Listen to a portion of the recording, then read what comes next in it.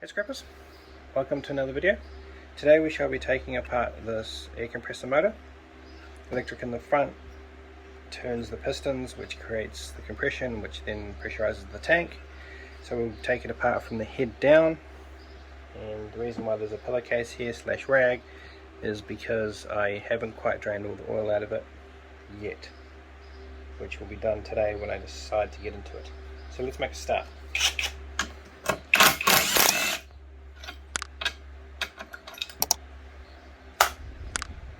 Because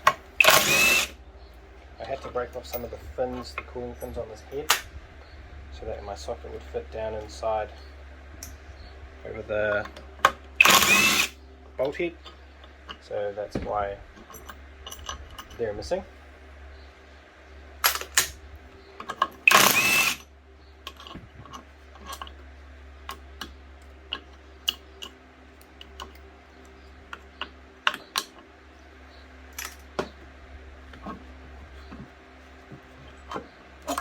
So there it is essentially, guys, for anybody who was wondering how a compressor works. I assume this part here is cast iron.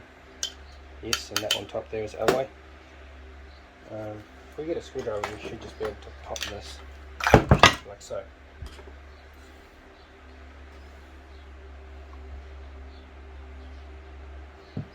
So this is the part here that goes to your compressor. Sorry, the tank, and that here is your intake. Here's a nice bit of cast alloy, cast iron.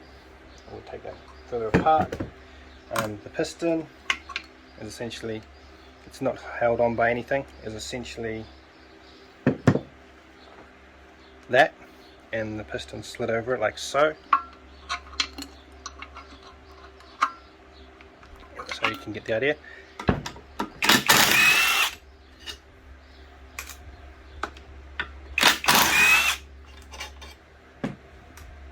Just so I can see a little bit better, I'll just clear up some of these cables here.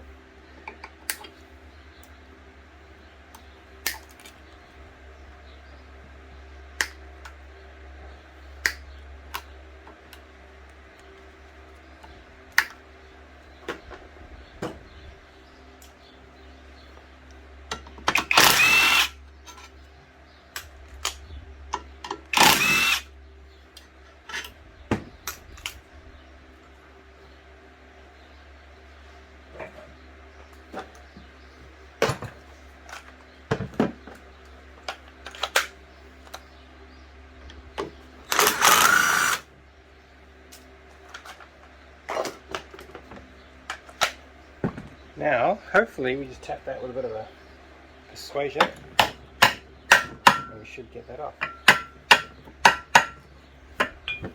Like so.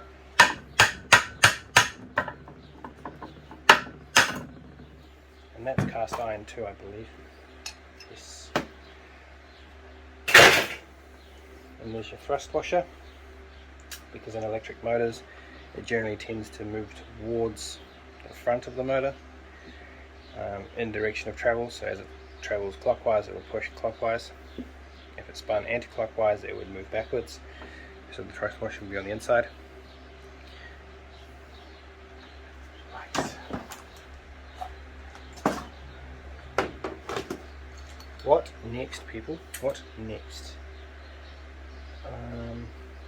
If I grab a screwdriver, jam that, there we go. And there goes the stator. Now we'll do the copper scratch test to see if this was a waste of time or if it was actually worth our while. And there we go. Worth our while. This is copper all day, every day. We cannot change the atomic structure, even if we wanted to. So I'll put this aside. Again, as I say, this will be a future video of where I decopperize the stator.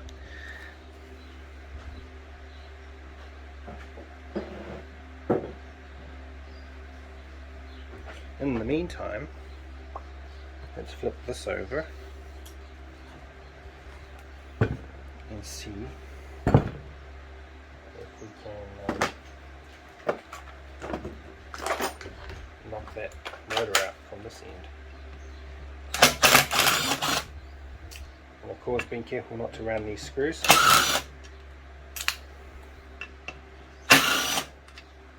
Once we clean all this up, this will be nice. Oop.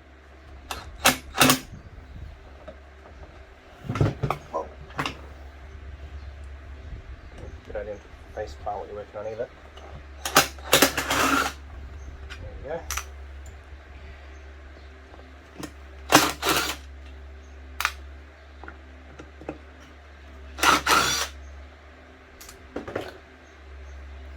Get another rag, shall I?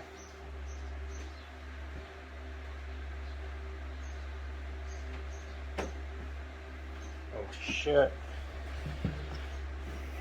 Soak up some of this oil. Take off this diaphragm. Breathe easy diaphragm.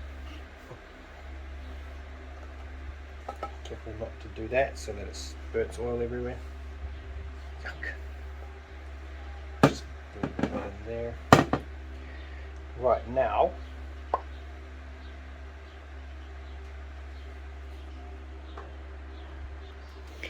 welcome back, guys. Sorry, I just had to stop quickly and clean up the mess and drain the leftover oil that was sitting in the back here.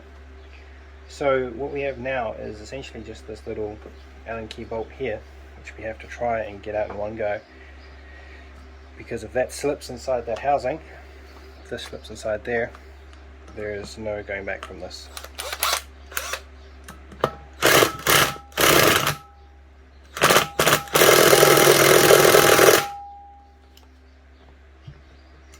Well, good news, we don't have to worry about it slipping, but it coming undone, however.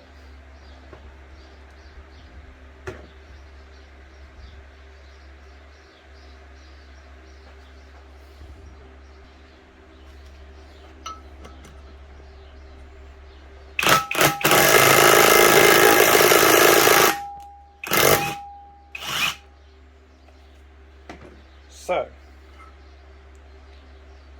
that was left-handed thread. Yeah, left-handed thread. So it always helps to know when you're taking off a bolt which way it's wound in, which would make sense because if that's spinning clockwise, you would want to wind it anti-clockwise to tighten it rather than it having come loose and destroy the entire compressor motor. So that was a good little exercise.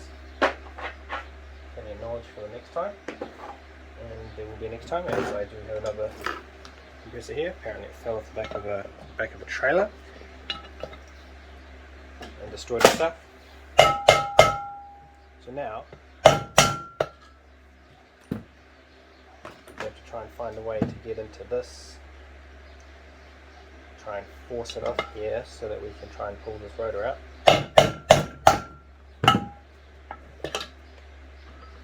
Although I might just have to bite the bullet, because that looks like it's going to be very, very, very tight in there, and there is simply no way. Even you can see that there, I think that's pressed on. I mean, I can try beating it for the next couple of hours, see what goes down. So I don't think any of that's going to work, guys. So what I'm going to do now is I'm just going to hit this with a hammer, big sledgehammer. Hopefully there is enough pressure in there to shatter this housing, which will release the rotor and all the metal pieces so that I can separate them. So stay tuned. So I'm planning to hit it right here, and hopefully that will be enough force to shatter this cast aluminium frame. So let's go.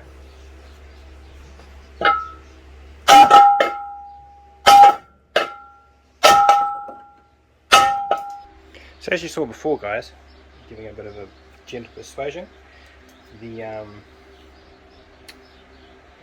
crankshaft, you could say, popped off. So now all I think we have to do now is just tap that slightly with the hammer, and I'm pretty certain that rotor will pop out with the bearing and everything. So let's try that.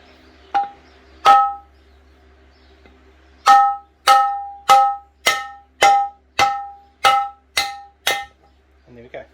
So rotor, bearing, Fantastic.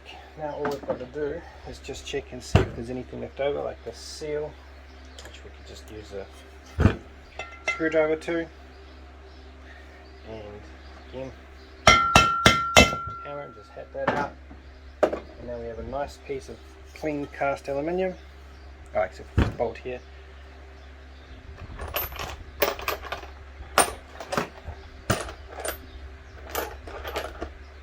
I'm pretty sure it's going to be a 16.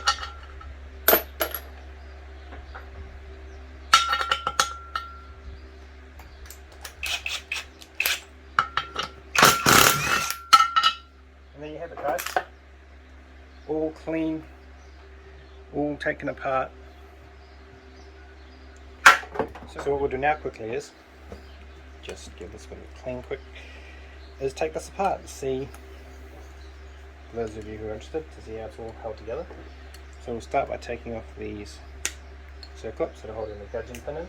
I assume it's a gudgeon pin, I mean that's what it's known as in the automotive world, and that should just pop one out, which will allow us to take the stem out. So that's a bit of steel, unfortunately. I wonder if I can pull it out.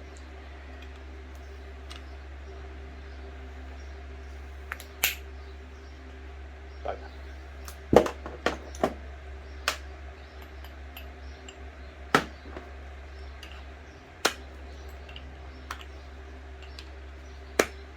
So maybe, just maybe,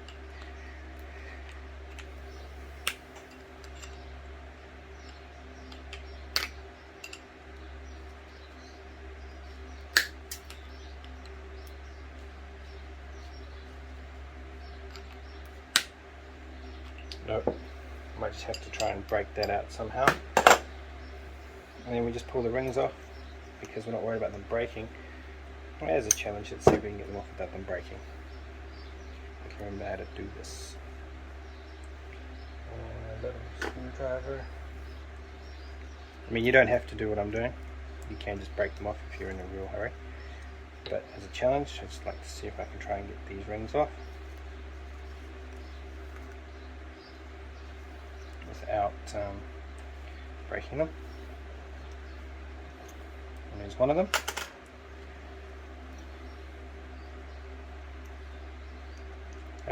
Don't know if they're the same as what's in a vehicle. Primary, secondary, and your oil ring, or compression ring, depending on how you want to verbalize it.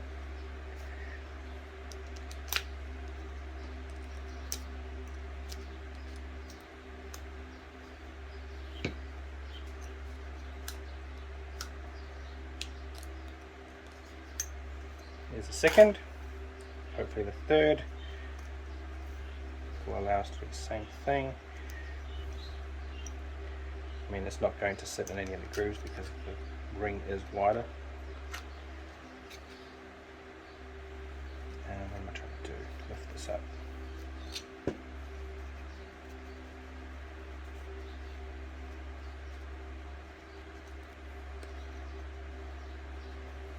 Ah, damn. Almost. 2 out of 3 ain't bad. 66%. And there we have it, guys. We've got a nice piston ring made out of aluminium.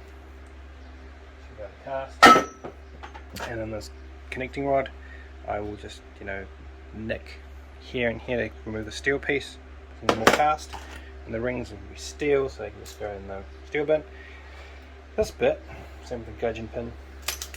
Where are we? And the head I will just clean up. And then again, I don't really need to do that. It's cast iron and that steel. So there we go. There's that. That's done. This I will clean up just to make it a little bit more appealing. In case the scrapyard is like, oh no, this is dirty because it's got that gasket on it. So thank you all for joining me, guys.